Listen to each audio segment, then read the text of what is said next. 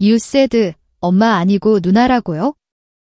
술집 여자 아니고 군대면 소아병원 소장을 모욕하는 소대장의 입에서 이런 말이 터져 나왔습니다. 그러나 잠시 후 모든 장병이 얼어붙을 충격적인 반전이 기다리고 있었는데요. 오늘은 전설의 여군 누나와 르뚱이 동생의 군대면의 이야기를 전해드리겠습니다. 새벽 4시 세상이 아직 잠들어 있는 시간입니다. 윤지현은 침대 모서리에 앉아 손에 든 편지를 바라보고 있었습니다. 47세의 나이에도 꼿한 자세를 유지하는 그녀의 손이 미세하게 떨리고 있었습니다. 육군 소장이라는 높은 계급장을 달고 있지만 지금 이 순간만큼은 그저 걸음마을 뗄 때부터 지켜봐온 막내 동생이 걱정되는 누나일 뿐이었습니다. 편지 속 글씨는 평소 민수의 반듯한 필체와는 완전히 달랐습니다. 마치 누군가에게 쫓기듯 급하게 쓴 듯 흐릿하고 떨려 있었죠. 누나 너무 힘들어. 매일 괴롭힘 당해. 견딜 수가 없어. 누나만이 내 마지막 희망이야.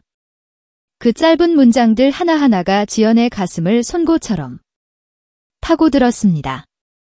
특히 마지막 희망이라는 표현에서 지연은 소스라치게 놀랐습니다.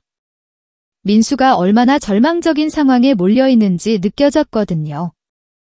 살해 늦둥이 동생 민수가 훈련소에 입소한 지 벌써 한 달라고도 여흘이 지났습니다. 지연은 편지를 다시 읽으며 눈을 감았습니다. 어릴 때부터 몸이 약했던 민수의 모습이 떠올랐습니다. 부모님이 40분 중반에 얻은 늦둥이 아들이라온 가족이 보배처럼 키웠죠. 26살 차이 나는 큰 누나인 지연은 민수에게 어머니와 같은 존재였습니다. 민수가 초등학교 때 집단 따돌림을 당했을 때도 지연이 나서서 해결했었죠. 그때도 민수는 이런 편지를 보냈었습니다. 누나, 애들이 나를 괴롭혀 도와줘. 지연은 즉시 휴가를 내고 달려가서 담임 선생님을 만나고 가해 학생들의 부모들과 이일이 면담을 했습니다. 결국 모든 문제가 해결되었고 민수는 다시 밝은 모습을 되찾았었습니다. 하지만 이번에는 다릅니다. 민수는 이제 성인이고 무엇보다 군대라는 특수한 조직 안에서 벌어지는 일이니까요. 지연 자신도 30년 가까이 군 생활을 해왔지만 요즘 젊은 병사들이 겪는 고충은 자신이 신병일 때와는 차원이 다르다는 것을 알고 있었습니다. 이놈아, 왜 진작 말하지 않았니? 한 달 넘게 혼자 얼마나 힘들었을까?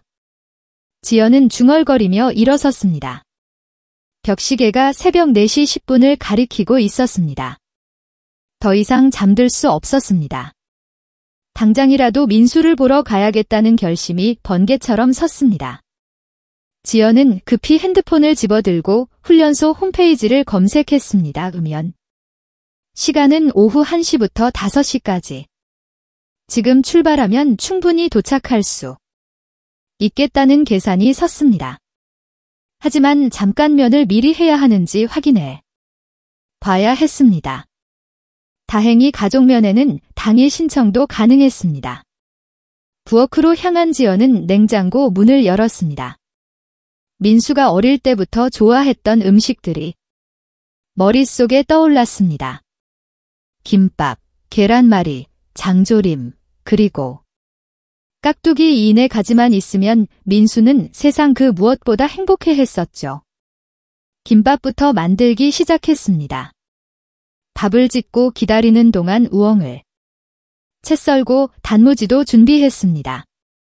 정성스럽게 김밥을 마은 동안 민수의 어린 시절 기억들이 파노라마처럼 스쳐 지나갔습니다. 초등학교 운동회 때 지연이 만들어준 김밥을 친구들과 나눠 먹으며 자랑스러워하던 모습. 중학교 소풍 때 누나 김밥이 세상에서 제일 맛있어라고 했던 그 말들이 생생했습니다. 계란말이도 민수가 좋아하는 스타일로 만들었습니다. 너무 익히지 않고 부드럽게 그리고 설탕을 살짝 넣어서 달콤하게 말이죠. 며칠 전 만들어둔 장조림은 국물까지 함께 작은 밀폐 용기에 담았습니다. 민수는 어릴 때부터 장조림 국물에 밥 비벼 먹는 걸 좋아했거든요. 마지막으로 깍두기를 준비했습니다. 민수는 배추 김치보다 깍두기를 더 좋아했습니다. 아삭아삭한 식감을 즐겼죠. 지연은 작은 통에 깍두기를 가득 담으며 민수야 누나표 깍두기다. 힘내라라고 속삭였습니다. 모든 음식을 보자기에 정성스럽게 포장하면서 지연의 눈가가 뜨거워졌습니다. IMF 외환위기 때 온 평화유지군으로 레바논에 파견되었을 때도 아프가니스탄 재건지원단에서 6개월간 근무할 때도 한 번도 눈물을 보이지 않았던 강철 같은 여군이었습니다. 강철의 별이라는 별명으로 불릴 정도로 냉철하고 강인한 지휘관이었죠. 하지만 지금이 새벽 동생 걱정에 눈물이 글썽이었습니다. 민수야, 누나가 간다. 오늘은 내가 널 지켜줄게.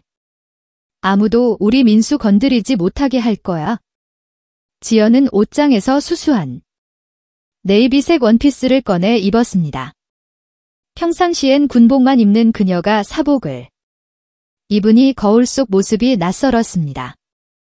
하지만 멸를 가려면 단정하면서도 민수가 보고 반가워할 만한 복장이어야 했습니다. 가볍게 화장도 했습니다. 파운데이션에 립스틱까지 민수가 누나 예쁘다라고 말할 정도로만 말이죠. 거울을 보며 지연은 다짐했습니다. 민수야, 누나가 가서 모든 걸 해결해 줄게. 그동안 얼마나 무서웠니? 이제 괜찮아. 새벽 5시 정각 지연은 보다리를 들고 집을 나섰습니다. 첫 차 버스 시간에 맞춰 정류장으로 향하는 발걸음이 빨랐습니다. 민수가 있는 강원도 훈련소까지는 버스, 기차, 택시를 갈아타며 4시간 넘게 걸리는 긴 여정이었지만 지연에게는 전혀 멀지 않았습니다. 사랑하는 동생을 구하러 가는 길이니까요. 버스 안에서 지연은 민수의 편지를 다시 한번 펼쳐 읽었습니다.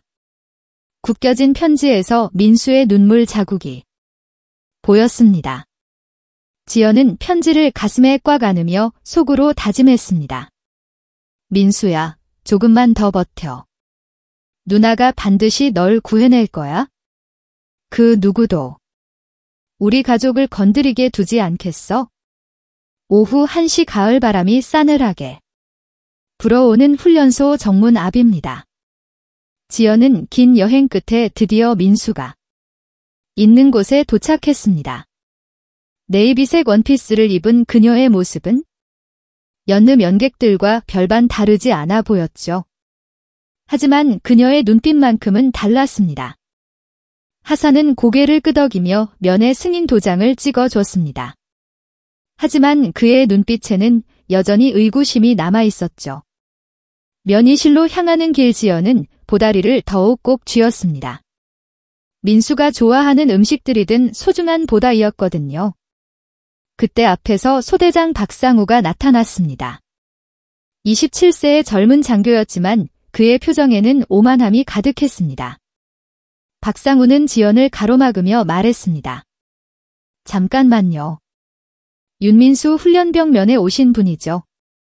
지연은 고개를 끄덕였습니다. 네, 맞습니다.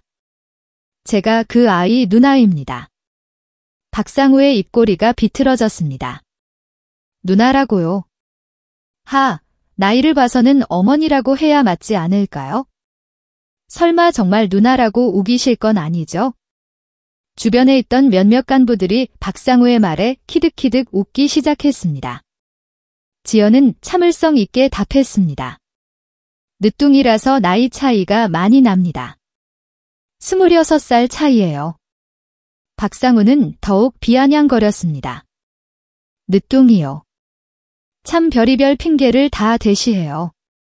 그런 말도 안 되는 소리로 우리를 속일 수 있다고 생각하세요? 박상호의 시선이 지연의 옷차림을 훔쳤습니다. 그리고 이 복장 좀 보세요.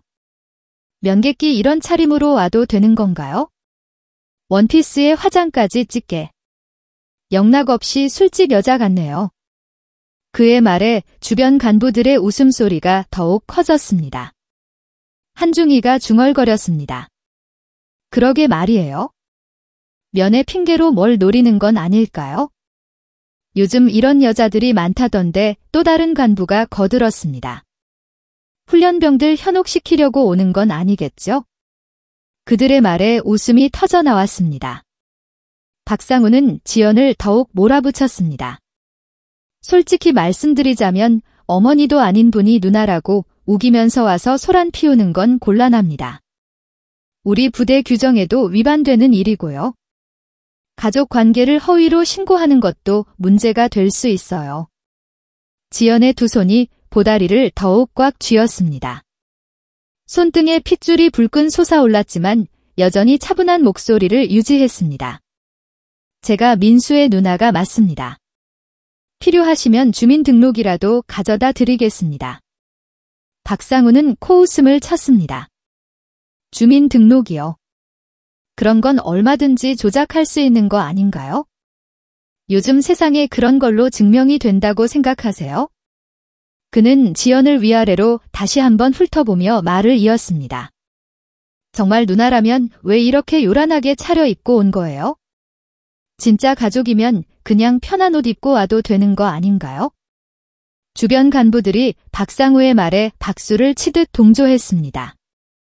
소대장님, 말씀이 맞아요. 의심스러운 부분이 너무 많네요.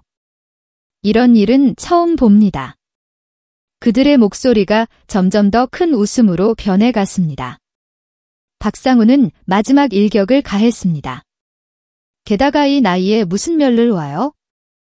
26살 차이면 거의 엄마벌 나이 차이인데 그럼 어머니가 와야 정상 아닌가요? 왜 하필 나이 많은 누나가 와서 이런 소동을 벌이는 거죠? 정말 이상하지 않나요? 지연은 깊게 숨을 들이마셨습니다. 지금까지 참고 견뎌왔지만 이제 한계에 다다르고 있었습니다. 하지만 여전히 냉정함을 유지하려고 노력했습니다. 저는 그저 힘들어하는 동생을 보러 온 것뿐입니다. 다른 속셈은 전혀 없어요. 박상우가 양팔을 벌리며 큰 소리로 말했습니다. 봐요. 끝까지 거짓말을 하네요. 이런 사람한테 멸를 허가해줘도 되는 건가요? 우리 부대 기강이 문제가 될 수도 있어요. 주변 간부들이 맞아요. 맞아요라고 호응했습니다. 그 순간 지연의 차가운 눈빛이 박상우를 똑바로 응시했습니다. 30년 군 생활 동안 수많은 전투 상황에서 보여준 그 눈빛이었습니다. 하지만 여전히 말은 차분하게 했습니다. 소대장님, 제가 정말 민수의 누나가 아니라고 생각하신다면 지금 당장 민수를 불러서 확인해 보시면 됩니다. 박상우는 여전히 비웃었습니다. 그런 것도 미리 짜고 온 거 아닌가요? 요즘 이런 수법이 얼마나 많은데요. 그는 지연을 더욱 기적으로 바라보며 말을 이었습니다. 솔직히 말씀드리자면 이런 의심스러운 분한테는 멸를 허가할 수 없습니다. 돌아가세요. 지연의 주먹이 꽉 쥐어졌습니다. 민수를 만나러 새벽부터 4시간 넘게 달려왔는데 이런 모욕을 당하다니. 하지만 아직 참았습니다. 민수를 만나는 것이 가장 중요했으니까요. 그때 지연은 조용히 휴대폰을 꺼내 들었습니다. 박상우가 킥킥거리며 말했습니다. 뭐예요? 이제 남자친구한테 하수연이라도 하시려고요? 아니면 어디 신고라도 하시겠다고요? 그런 협박은 통하지 않아요.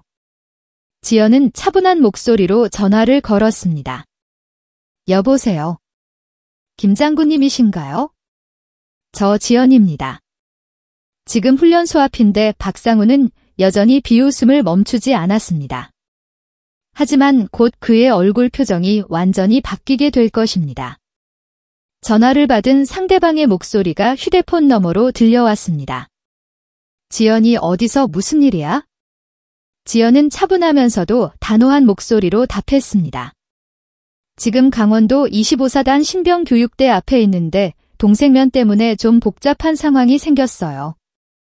박상우는 여전히 비웃음을 지으며 주변 간부들에게 속삭했습니다. 봐요. 역시 남자친구한테 하소연하고 있잖아요. 뻔한 수법이에요. 간부들도 키거리며 맞짱. 소대장님, 눈은 못 속이죠? 이런 여자들 수법은 다 뻔해요. 하지만 전화 속 목소리의 톤이 갑자기 진지해졌습니다. 잠깐 지연아, 너 지금 윤지현 소장 맞지? 설마 누군가 너를 모르는 건 아니겠지? 지연은 한숨을 내쉬며 답했습니다. 그게 문제예요. 여기 소대장이라는 분이 제가 민수 누나라는 걸 믿지 않아요. 전화기 너머에서 놀란 목소리가 들렸습니다. 뭐라고? 윤지현 소장을 몰라본다고. 그럼 내가 직접 그 부대 연대장한테 전화해서 지연은 급히 말을 끊었습니다. 아니에요. 그럴 필요까지는 없어요. 그냥 훈련소장님께만 연락해주세요. 박상우는 계속해서 조롱했습니다. 아무리 남자친구가 높은 사람이라고 해도 소용없어요. 우리는 규정대로 할 뿐이니까요. 그는 지연을 향해 손가락질하며 말했습니다. 그런 식으로 협박해봐야 통하지 않는다고요? 여기가 어딘 줄 알고 그런 짓거리를 해요? 그때 훈련소 본부 건물에서 급하게 달려오는 사람이 보였습니다. 김태호 준장이었습니다. 52세의 중년 남성으로 평소에는 온화한 성격이었지만 지금은 얼굴이 새파랗게 질려 있었습니다. 그는 숨을 헐떡이며 정문 쪽으로 뛰어오고 있었습니다. 김태호 준장은 멀리서부터 지연의 모습을 확인하자마자 경악했습니다. 설마 했던 일이 현실로 벌어지고 있었거든요. 그는 더욱 빠른 걸음으로 달려와서는 숨을 고르며 박상우에게 소리쳤습니다. 박소대장 지금 뭐 하는 거야? 박상우는 여전히 상황을 파악하지 못한 채 대답했습니다. 아, 훈련소장님. 이상한 여자가 와서면 신청을 하는데 신원이 의심스러워서 확인하는 중이었습니다. 김태호 준장은 박상우의 말을 듣고 더욱 경악했습니다. 김태호 준장이 지연에게 다가가더니 갑자기 차렷 자세를 취하며 경례했습니다. 설마 윤지현 소장님이십니까? 그 순간 정문 앞에 공기가 순식간에 얼어붙었습니다. 박상우의 얼굴이 하얗게 질렸고 주변에서 키득거리던 간부들도 모두 입을 다물었습니다. 지연은 자연스럽게 경례를 받으며 답했습니다. 김태호 준장님이시군요. 오랜만입니다. 김태호 준장은 식은땀을 흘리며 말했습니다. 소장님 정말 죄송합니다. 혹시 불편한 일이 있으셨다면 박상우는 아직도 상황을 완전히 이해하지 못하고 있었습니다. 훈련소장님, 이분이 정말 소장이라는 말씀이신가요? 하지만 신분증도 확인하지 않았고 김태호 준장이 박상우를 노려보며 소리쳤습니다. 닥쳐, 지금 내가 누구한테 그런 짓을 했는지 알기나 해? 김태호 준장은 지연을 바라보며 경외의 눈빛을 보냈습니다. 전설의 강철의 별 윤지현 장군님이 아니신가요? 제가 중2 시절부터 얼마나 존경해 왔는지. 그의 목소리에는 진심 어린 경의가 담겨 있었습니다. 박상우는 이제야 자신이 얼마나 큰 실수를 저질렀는지 깨닫기 시작했습니다. 윤지현이라는 이름 그리고 강철의 별이라는 별명 군대에서 모르는 사람이 없는 전설적인 인물이었습니다. 아프가니스탄에서의 활약, 레바논 평화 유지 작전에서의 리더십 그리고 수많은 훈장과 포상 박상우도 사관학교에서 그 이야기들을 들었던 기억이 있었습니다. 김태호 준장이 계속해서 설명했습니다. 소장님은 우리나라 여군 중에서도 최고 계급에 오르신 분입니다. 특히 해외 파병에서의 공로는 박상우의 다리가 후들거리기 시작했습니다. 자신이 방금 전까지 무시하고 조롱했던 여성이 바로 군에 살아있는 전설이었던 것입니다. 주변에 있던 간부들도 모두 상황을 파악하고는 경례 자세를 취했습니다. 방금 전까지 키득거리며 웃던 그들의 얼굴이 새파랗게 변했습니다. 특히 지연을 향해 술집 여자 같다고 말했던 중이는 식은땀을 뻘뻘 흘리고 있었습니다. 김태우 준장이 박상우에게 말했습니다. 박소 대장, 내가 지금까지 누구한테 그런 무례한 짓을 했는지 알겠나? 윤지현 소장님은 우리나라 군의 자랑이시고 내가 평생 존경해 온 분이야. 박상우는 이제야 자신의 처지가 얼마나 심각한지 깨달았습니다. 지연은 여전히 차분한 목소리로 말했습니다. 훈련소장님, 저는 그냥 동생 면에 온 것뿐입니다. 별일 아니니까 너무 신경 쓰지 마세요. 하지만 김태호 준장의 표정은 더욱 심각해졌습니다. 아닙니다. 소장님. 이런 무례한 일이 있어서는 안 됩니다. 박상우는 지연을 바라보며 입술을 떨었습니다. 자신이 존경해야 할 선배 장교를, 그것도 전설적인 인물을 이렇게 모독했다는 사실이 믿어지지 않았습니다. 그는 무릎이 꺾일 것만 같은 기분이었습니다. 김태호 준장이 지연에게 정중하게 말했습니다. 소장님. 윤민수 훈련병은 소장님의 동생분이시군요. 제가 즉시면 준비를 하도록 하겠습니다. 지연은 고개를 끄덕였습니다. 감사합니다. 그냥 조용히 동생만 만나고 가려고 했는데 일이 이렇게 되었네요. 박상우는 자신의 군 생활이 끝날 것만 같은 공포를 느꼈습니다. 전설의 인물을 모독한 것도 모자라서 그분의 동생을 괴롭히는 상황까지 만들어냈으니까요. 그는 무엇을 어떻게 해야 할지 몰라 그저 서 있을 뿐이었습니다. 정문 앞의 공기는 마치 얼음처럼 차갑게 얼어붙었습니다. 김태호 준장이 박상우를 노려보는 시선에는 분노와 실망이 가득했습니다. 하지만 지연은 오히려 차분했습니다. 30년 군생활 동안 이보다 더한 상황들을 수없이 겪어봤기 때문이죠. 지연은 박상우를 똑바로 바라보며 한 걸음 앞으로 나섰습니다. 그녀의 눈빛에는 분노가 아닌 깊은 실망감이 담겨 있었습니다. 박상우 소대장. 지연의 목소리는 낮았지만 위험이 있었습니다. 박상우는 지연의 이름을 부르는 소리에 몸이 경직되었습니다. 군인의 기본이 뭔지 알고 있나요? 지연의 질문에 박상우는 입술을 떨며 대답하지 못했습니다. 지연은 계속해서 말했습니다. 총을 쏘는 것도 아니고 명령에 복종하는 것도 아닙니다. 군인의 가장 기본은 바로 예입니다. 주변에 있던 간부들이 숨도 제대로 쉬지 못하고 있었습니다. 지연의 목소리에는 30년 군 생활의 무게가 실려 있었거든요. 가족이 걱정되어서 먼 길 달려온 사람을 모욕하는 게 당신이 말하는 군기입니까? 박상우는 고개를 푹 떨어뜨린 채 아무 말도 하지 못했습니다. 지연은 한 걸음 더 다가가며 말을 이었습니다. 당신이 지금까지 한 행동들을 돌이켜보세요. 한 사람의 인격을 짓밟고 가족의 사랑을 조롱했습니다. 그게 군인다운 행동인가요? 김태우 준장이 박상우를 향해 소리쳤습니다. 박소 대장, 지금 당장 소장님께 사과드려. 하지만 지연이 손을 들어 김태호 준장을 제지했습니다. 준장님, 잠깐만요. 제가 직접 말하고 싶습니다. 지연은 박상우의 떨리는 모습을 보며 말했습니다. 당신은 지금 제게 사과해야 할 사람이 아닙니다. 정작 사과받아야 할 사람은 따로 있어요. 박상우가 고개를 들어 지연을 바라봤습니다. 지연의 눈빛에는 따뜻함마저 느껴졌습니다. 제 동생 민수에게 사과하세요. 그리고 앞으로 이곳에 면회오는 모든 가족들에게도 사과하는 마음을 가져야 합니다. 지연의 말에 박상우의 눈가가 촉촉해졌습니다. 지연은 계속해서 말했습니다.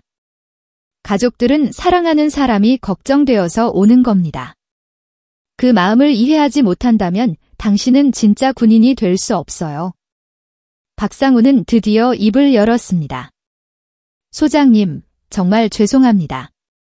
하지만 그의 목소리는 떨려서 제대로 들리지도 않았습니다. 지연은 고개를 끄덕이며 답했습니다. 저한테 사과할 것 없어요. 다만 이런 일이 다시 일어나지 않도록 해주세요. 김태호 준장이 박상호에게 다가가더니 호통을 쳤습니다. 박소 대장, 내가 지금까지 얼마나 큰 실수를 저질렀는지 알아? 윤지현 소장님은 우리 군의 자랑이시고 전 세계적으로도 인정받는 분이야. 박상우는 무릎이 꺾일 것만 같았습니다. 지연이 김태호 준장을 다시 한번 제지했습니다. 준장님, 이미 일어난 일은 어쩔 수 없습니다. 중요한 건 앞으로예요. 그녀는 박상우를 바라보며 말했습니다. 박소 대장, 당신도 누군가의 소중한 아들이고 형제일 텐데 가족의 마음을 왜 이해하지 못했을까요? 박상우가 드디어 고개를 들어 지연을 똑바로 바라봤습니다. 소장님, 저는 정말 잘못 생각했습니다. 그의 목소리에 진심이 담겨 있었습니다. 가족분이 오시는 걸 의심부터 했던 제가 잘못이었습니다. 지연은 박상우의 진심을 느꼈습니다. 그래요. 이제야 제대로 된 군인다운 말을 하는군요. 그녀는 보다리를 들어 보이며 말했습니다. 저도 이 나이에 새벽부터 3-4시간 넘게 달려온 이유가 있어요. 제 동생이 힘들어한다고 해서요. 박상우는 지연의 보다리를 보며 더욱 부끄러워했습니다. 정성스럽게 싸온 음식들이 보였거든요. 소장님 정말 죄송합니다. 제가 얼마나 잘못 생각했는지 이제야 깨닫겠습니다. 지연이 한 걸음 더 다가가며 말했습니다. 박소 대장, 당신이 지금 느끼는 그 마음을 잊지 마세요. 앞으로 면회 오는 모든 가족들을 대할 때 그 마음으로 대하세요. 박상우는 고개를 끄덕이며 대답했습니다. 네, 소장님 명심하겠습니다. 김태호 준장이 지연에게 말했습니다. 소장님, 정말 너그럽게 봐주시는군요. 사실 이런 일은 징계감이에요. 지연은 미소를 지으며 답했습니다. 준장님, 사람은 실수를 통해서 성장합니다. 이 소대장도 이번 일로 더 좋은 군인이 될 거예요. 박상우는 지연의 말에 감동받았습니다. 자신을 벌하지 않고 오히려 성장의 기회로 만들어준 지연의 너그러움에 눈물이 핑 돌았습니다. 소장님, 저는 정말 그는 말을 잊지 못했습니다. 지연이 박상우의 어깨를 가볍게 두드리며 말했습니다. 괜찮아요. 이제부터 잘하면 되는 거예요. 다만 한 가지 약속해주세요. 박상우가 고개를 끄덕였습니다. 무엇이든 말씀하세요. 앞으로는 이곳에 오는 모든 가족들을 당신의 가족처럼 따뜻하게 맞아주세요. 그들 모두 사랑하는 사람이 걱정되어서 오는 거니까요. 지연의 말에 박상우는 진심으로 대답했습니다. 네, 소장님. 반드시 그렇게 하겠습니다. 김태호 준장이 지연에게 말했습니다. 소장님, 이제 면의실로 안내해 드리겠습니다. 윤민수 훈련병을 즉시 부르도록 하겠어요. 지연은 고개를 끄덕이며 보다리를 다시 꼭 쥐었습니다. 드디어 민수를 만날 수 있다는 생각에 가슴이 뛰었습니다. 박상우는 뒤에서 지연의 모습을 바라보며 속으로 다짐했습니다. 앞으로는 절대 이런 실수를 하지 않겠다고 모든 면객들을 진심으로 맞이하겠다고 말이죠. 면의실 문이 열리며 지연은 조용히 들어갔습니다. 하얀 벽으로 둘러싸인 작은 공간에서 플라스틱 의자에 앉아 기다리는데 갑자기 밖에서 고함 소리가 들려왔습니다. 윤민수 면에 나가 거친 목소리와 함께 누군가 발을 구르는 소리까지 들렸습니다. 문이 열리며 민수가 들어오는 순간 지연은 충격을 받았습니다. 한 달 전에 통통하고 밝았던 모습은 온데간데 없었습니다. 뺨이 쑥 들어가고 눈가의 다크서클이 마치 멍든 것처럼 보였습니다. 더욱 충격적인 건 민수의 손목에 보이는 작은 상처들이었습니다. 누나 민수가 지연을 보자마자 목이 메었습니다. 그러더니 갑자기 주저앉으며 아이처럼 울기 시작했습니다. 누나, 나 정말 죽고 싶었어. 매일매일 지옥 같아서 민수의 어깨가 격렬하게 떨렸습니다. 지연은 급히 민수에게 다가가 그를 일으키며 품에 안았습니다. 민수야, 괜찮아. 누나가 왔잖아. 하지만 민수의 몸에서 이상한 냄새가 났습니다. 며칠째 제대로 씻지 못한 듯한 냄새였습니다. 민수야, 씻을 시간도 안 줘? 누나 손님들이 내가 씻으려고 하면 일부러 다른 일 시켜. 그래서 맨날 이래. 민수가 자신의 상태를 부끄러워하며 말했습니다. 지연은 분노가 치밀어 올랐지만 민수 앞에서는 참았습니다. 민수야, 손목은 왜 이래? 지연이 민수의 손목을 조심스럽게 만져보자 민수가 움찔했습니다. 아, 그건 김 병장이 일부러 뜨거운 물 쏟았어. 실수라고 하는데 일부러 한 거야. 그리고 이 병장은 나한테 강목으로. 민수의 말에 지연의 눈빛이 차갑게 변했습니다. 강목으로 뭘 했다고? 지연의 목소리에서 살기가 느껴졌습니다. 민수는 소매를 걷어올려 팔에 멍자국을 보여줬습니다. 이렇게 훈련 중에 실수했다고 하면서 때려. 그리고 박상우 소대장은 다 보고도 모른 척해. 지연은 보다리를 열며 마음을 가라앉혔습니다. 민수야, 우선 이거부터 먹어. 새벽부터 만든 거야? 김밥을 꺼내자 민수의 눈에 눈물이 또 흘렸습니다. 누나, 정말 내가 좋아하는 김밥이야. 민수가 김밥 한 조각을 입에 넣자 갑자기 토할 듯한 표정을 지었습니다. 민수야, 왜 그래? 지연이 놀라 물었습니다. 누나, 미안. 요즘 스트레스 때문에 위가 아파서 잘 안 넘어가. 민수가 힘들게 삼키며 말했습니다. 이런. 민수야, 물 좀 마셔. 지연이 생수를 건네주자 민수가 천천히 마셨습니다. 누나, 김밥이 맛 없어서가 아니야? 냄새가 나서 너무 좋은데 몸이 말을 안 들어. 민수의 말에 지연은 더욱 안타까워했습니다. 민수야, 그럼 장조림 국물이라도 마셔봐. 지연이 장조림통을 열어주자 민수가 국물을 한 모금 마시고는 조금 나아진 표정을 지었습니다. 이건 괜찮아. 따뜻하고 짜니까 좋네. 민수야, 손님들이 정확히 뭘 어떻게 해? 지연이 직접적으로 물었습니다. 민수는 주변을 둘러보더니 작은 목소리로 말했습니다. 김 병장은 나를 쓰레기라고 불러. 그리고 밤에 일부러 깨워서 화장실 청소하라고 해. 매일 새벽 2시, 3시에 그래서 잠을 못 자는구나. 지연이 민수의 다크서클을 보며 말했습니다. 맞아. 그리고 이 병장은 더 나빠. 내 물건 숨겨놓고 못 찾으면 어제는 내 속옷을 변기에 넣어놨어. 민수의 목소리가 떨렸습니다. 지연의 주먹이 테이블 위에서 꽉 쥐어졌습니다. 민수야. 그리고 또 소대장은 이 모든 걸 다 봐놓고도 신병이니까 당연하다. 남자로 키우는 거다라고 해. 그리고 다른 간부들한테는 요즘 애들은 나약하다고 말해. 민수야, 다른 신병들은 어때? 지연이 물었습니다. 다들 무서워해. 나보다 더 심하게 당하는 애도 있어? 최신병은 아예 실신까지 했는데도 병원 안 보내줘. 그냥 꾀병이라고 해. 지연은 민수의 이야기를 들으며 분노가 폭발할 것 같았습니다. 하지만 민수를 위해 차분함을 유지했습니다. 민수야, 누나가 이 모든 걸 해결해 줄게. 그런데 한 가지 약속해. 뭔데? 민수가 고개를 들어 지연을 바라봤습니다. 절대 포기하지 마. 누나가 해결할 테니까 조금만 더 버텨. 그리고 혹시 더 위험한 상황이 되면 즉시 연락해. 지연의 목소리에는 강한 확신이 담겨 있었습니다. 민수가 지연의 손을 꽉 잡으며 말했습니다. 누나, 정말 해결될까? 손님들이 더 화내면 어떻게 해? 지연이 민수를 똑바로 바라보며 답했습니다. 민수야, 누나를 믿어. 그리고 기억해도 너는 혼자가 아니야.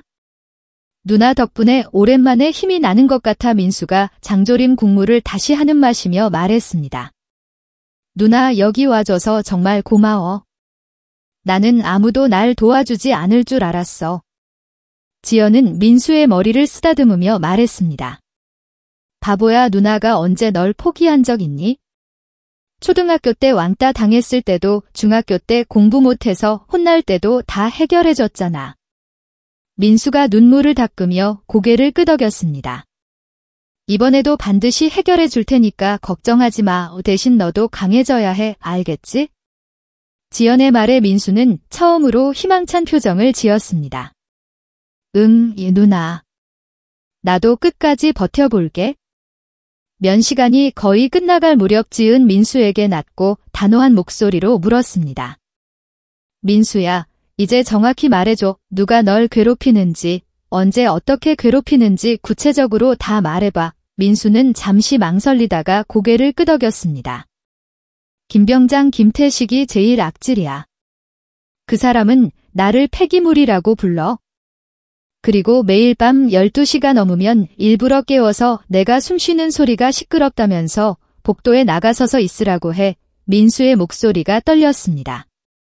지연은 메모장을 꺼내 적기 시작했습니다. 계속 말해봐. 이병장 이수호는 더 나빠. 내 개인 물품을 일부러 감춰놓고 못 찾으면 관리 불량이라고 하면서 강목으로 종아리를 때려. 어제는 내 운동화에 치약을 발라놨어. 그래서 지금 신발이 그 모양이구나. 지연이 민수의 더러워진 운동화를 보며 말했습니다. 민수는 부끄러워하며 고개를 숙였습니다.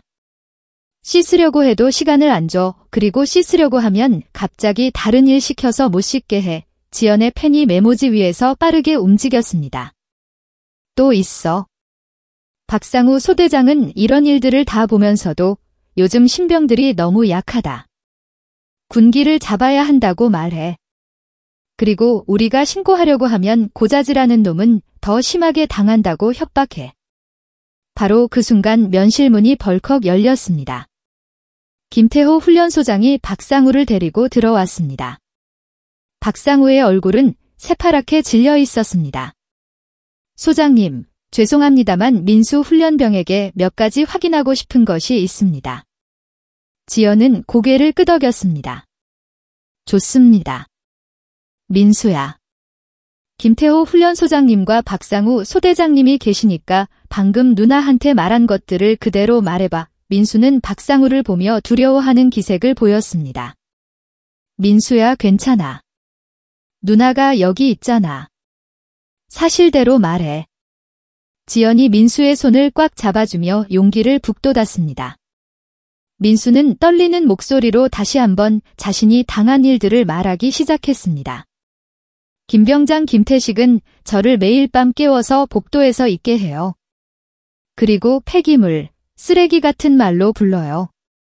민수의 말에 김태호 훈련소장의 얼굴이 굳어졌습니다. 구체적으로 언제부터 그랬는지 말해봐. 집대한 지 일주일 후부터요. 처음에는 그냥 장난인 줄 알았는데 점점 심해졌어요. 민수가 계속 말했습니다.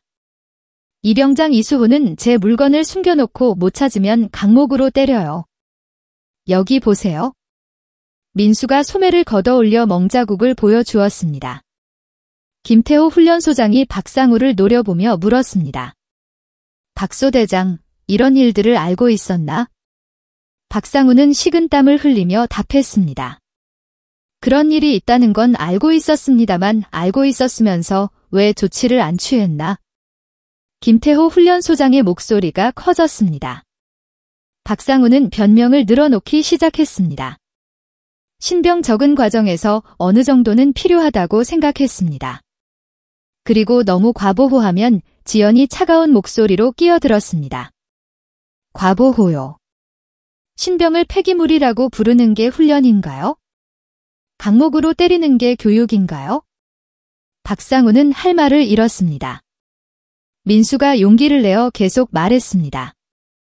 그리고 소대장님은 저희가 신고하려고 하면 고자질하는 놈은 더 심하게 당한다고 하셨어요. 그래서 다들 참고 있어요. 김태호 훈련소장의 얼굴이 더욱 굳어졌습니다. 다른 신병들도 같은 일을 당하고 있나? 김태호 훈련소장이 물었습니다. 민수는 고개를 끄덕였습니다. 최신병 최민수는 더 심해요. 김병장이 그 애를 밤새서 있게 했는데 다음날 훈련 중에 쓰러졌어요.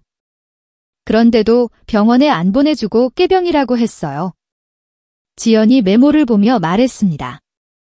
훈련소장님 이것 말고도 더 있습니다. 민수야, 식사 시간에 대해서도 말해봐. 민수가 힘들게 말했습니다. 식사할 때도 빨리 먹으라고 재촉해서 제대로 못 먹어요. 그래서 다들 체중이 빠지고 있어요. 김태호 훈련소장이 박상우에게 물었습니다. 이것도 알고 있었나? 박상우는 더 이상 변명할 수 없다는 듯이 고개를 숙였습니다.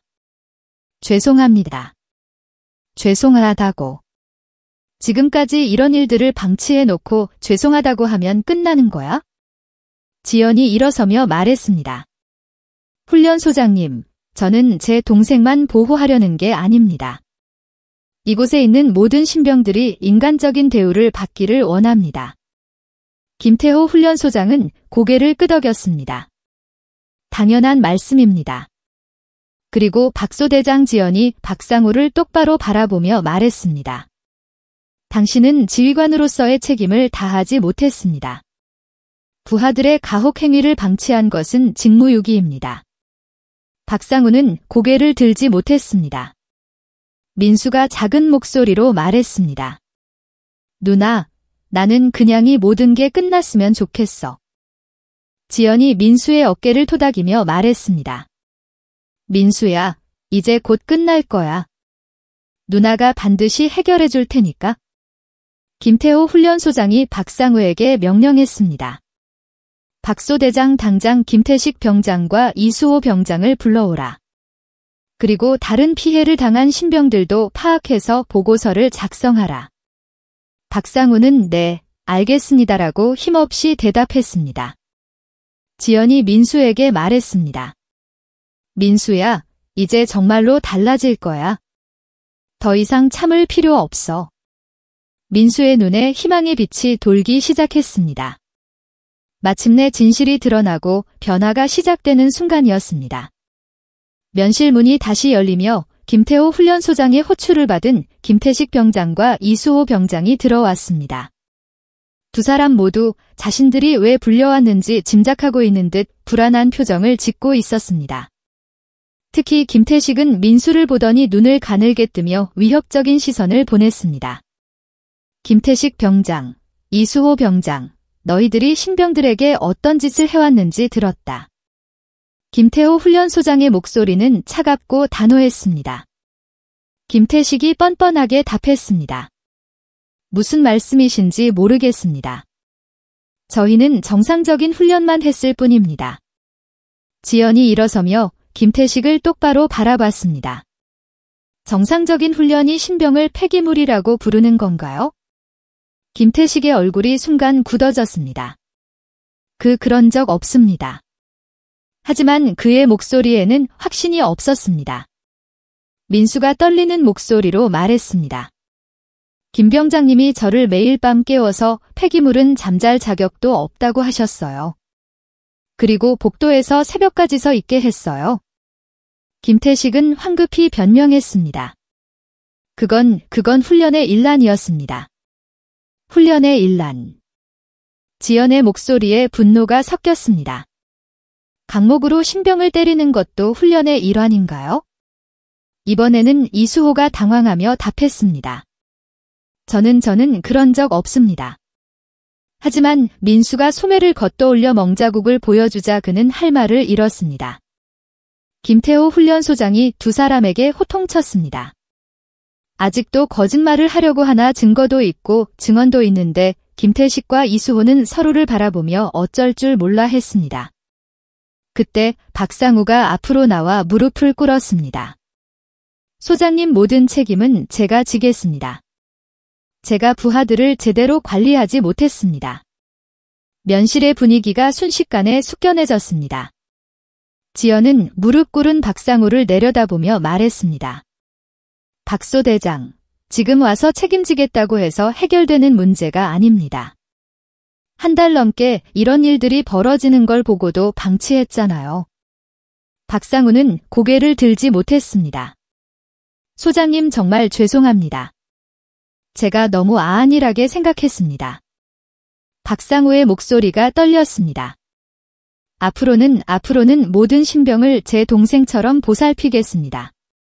그의 눈가에 눈물이 맺혔습니다. 지연은 잠시 박상우를 바라보다가 차가운 목소리로 말했습니다. 약속이 아니라 당신의 임무입니다. 진짜 군인은 계급으로 사람을 누르는 자가 아니라 사람을 지키는 자예요. 박상우는 눈물을 글썽이며 고개를 깊이 숙였습니다. 김태호 훈련소장이 김태식과 이수호에게 말했습니다. 너희 둘은 당장 영창행이다. 그리고 전석부대로 발령 조치할 거야. 두 사람의 얼굴이 창백해졌습니다. 훈련소장님 한 번만 봐주세요.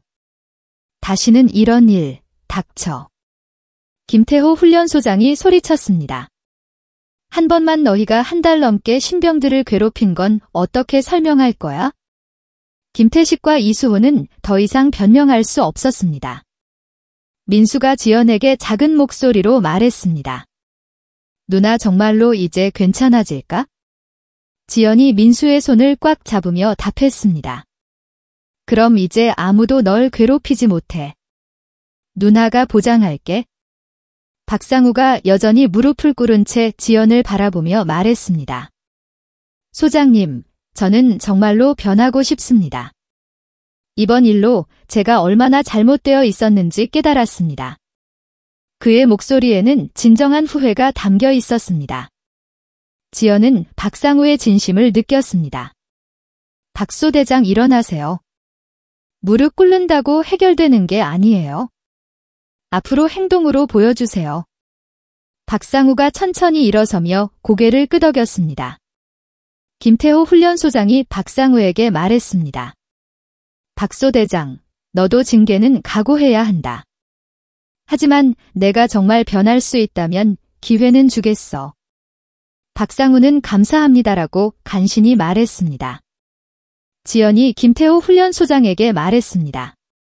훈련소장님, 이런 일이 다시 일어나지 않으려면 시스템부터 바뀌어야 합니다. 신병들이 언제든지 도움을 요청할 수 있는 창구가 필요해요. 김태호 훈련소장은 고개를 끄덕였습니다. 맞는 말씀입니다.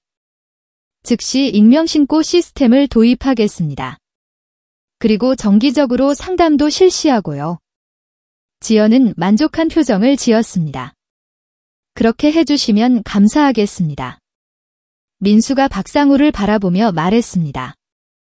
소대장님, 저는 원망하지 않아요.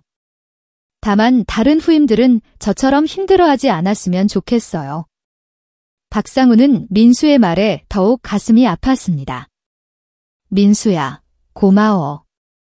내가 이렇게 말해주니까 소대장님도 진짜로 변할 수 있을 거야. 지연이 민수를 자랑스럽게 바라보며 말했습니다. 민수의 얼굴에 드디어 밝은 표정이 돌아왔습니다. 박상우가 민수에게 다가가며 말했습니다. 민수야, 정말 미안하다. 앞으로는 너를 내 동생처럼 보살필게. 아니, 모든 신병들을 그렇게 할 거야. 그의 목소리에는 진심이 담겨 있었습니다. 면가 끝나고 지연은 민수와 마지막 인사를 나누었습니다. 민수의 얼굴에는 한 달 만에 처음으로 진짜 미소가 피어났습니다. 누나 정말 고마워. 누나 아니었으면 나는 민수의 목소리가 떨렸지만 이번에는 기쁨 때문이었습니다. 민수야, 이제 정말 새로운 시작이야. 하지만 기억해도 누나가 해결해준 건 문제뿐이야. 진짜 군인이 되는 건 내가 해야 할 일이야. 지연의 말에 민수는 고개를 끄덕였습니다. 네, 누나, 이제 나도 누나처럼 멋진 군인이 되고 싶어요. 면실을 나서는 지연을 박상우가 기다리고 있었습니다. 그는 정중하게 경례를 하며 말했습니다.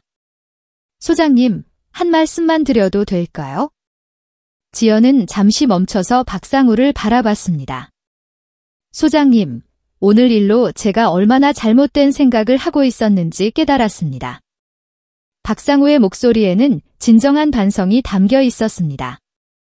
저는 지금까지 군기라는 이름으로 신병들을 괴롭히는 것을 당연하게 여겼습니다. 지연은 박상우의 진심을 느끼며 차분하게 답했습니다. 박 소대장 깨달았다면 이제부터가 중요합니다. 말이 아니라 행동으로 보여주세요. 박상우는 고개를 깊이 숙이며 답했습니다. 네, 반드시 그렇게 하겠습니다. 그리고 하나 더, 왜 진짜 군기는 약한 자를 보호하는 거예요? 강한 자가 약한 자를 짓밟은 게 아니라요? 지연의 말에 박상우는 가슴 깊이 새겨들었습니다. 명심하겠습니다. 소장님. 훈련소를 나서는 지연을 김태호 훈련소장이 배웅했습니다. 소장님, 오늘 일로 우리 부대가 완전히 달라질 것 같습니다. 정말 감사합니다. 지연은 미소를 지으며 답했습니다. 훈련소장님이 잘 이끌어주시면 됩니다. 앞으로는 이런 일이 절대 일어나지 않도록 하겠습니다. 그리고 정기적으로 신병들과 상담하는 시간도 만들겠어요. 김태호 훈련소장의 말에 지연은 만족스럽게 고개를 끄덕였습니다. 노이즈는 저녁 하늘 아래 지연은 버스 정류장으로 향했습니다. 뒤돌아보니 훈련소 건물들이 보였습니다. 이제 그곳에서는 민수와 다른 신병들이 인간적인 대우를 받으며 훈련을 받을 것이라는 확신이 들었습니다. 버스에 올라 자리에 앉자 지연의 휴대폰이 울렸습니다. 민수에게서 온 메시지였습니다. 누나, 방금 박상우 소대장님이 우리 중대 전체를 모아놓고 사과하셨어요. 그리고 앞으로는 절대 가혹 행위가 없을 거라고 약속하셨어요. 누나 덕분이에요. 사랑해요. 지연의 입가에 미소가 번졌습니다. 또 다른 메시지가 도착했습니다. 누나, 나도 진짜 군인이 될게요. 사람을 지키는 마음으로 살 거예요. 그게 진짜 군인이라고 하셨잖아요. 민수의 메시지를 읽으며 지연은 뿌듯함을 느꼈습니다. 창밖으로 보이는 풍경들이 빠르게 지나갔습니다. 지연은 오늘 하루를 되돌아봤습니다. 새벽 4시에 일어나서 음식을 준비하고 시간 넘게 달려와서 모욕을 당하고 그 모든 과정을 거쳐 결국 문제를 해결한 하루였습니다.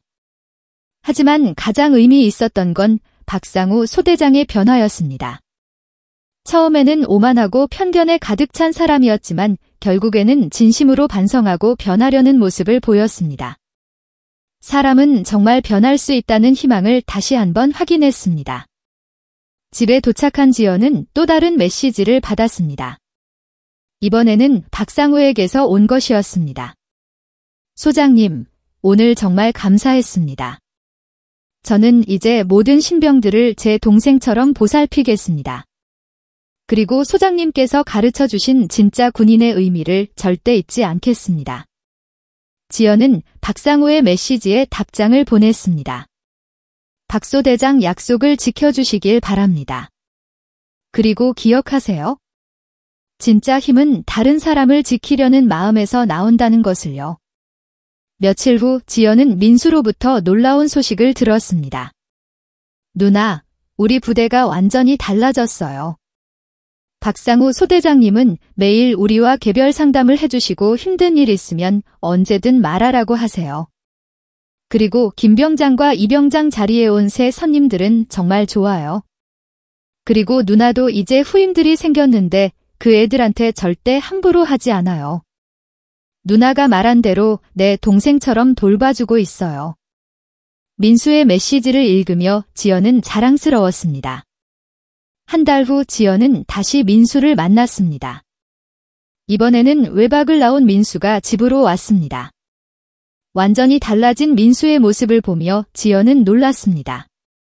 건강하게 살이 오르고 눈빛도 생기가 넘쳤습니다. 누나, 나 이제 정말 군인 같죠? 민수가 자랑스럽게 말했습니다. 그럼 정말 든든해 보인다. 지연의 답에 민수는 환하게 웃었습니다. 누나 덕분에 나는 진짜 군인이 뭔지 알게 됐어요. 민수야, 너는 이미 진짜 군인이야. 사람을 지키려는 마음을 가졌으니까. 지연의 말에 민수는 고개를 끄덕였습니다. 누나. 이제 나도 다른 사람들을 지킬 수 있는 진짜 군인이 될게. 그날 밤 지연은 일기에 적었습니다. 진짜 힘은 계급이나 권력에서 나오지 않는다. 다른 사람을 지키려는 마음. 그것이 인생을 바꾸는 진짜 힘이다. 오늘도 그것을 다시 한번 확인했다. 창밖으로 별들이 빛나고 있었습니다. 지연은 민수와 박상우 그리고 훈련소의 모든 신병들이 각자의 자리에서 진짜 군인으로 성장해 나가기를 바라며 잠자리에 들었습니다. 오늘 함께한 가족 이야기, 감동 사연, 인생 드라마가 여러분의 마음에 작은 위로가 되었길 바랍니다.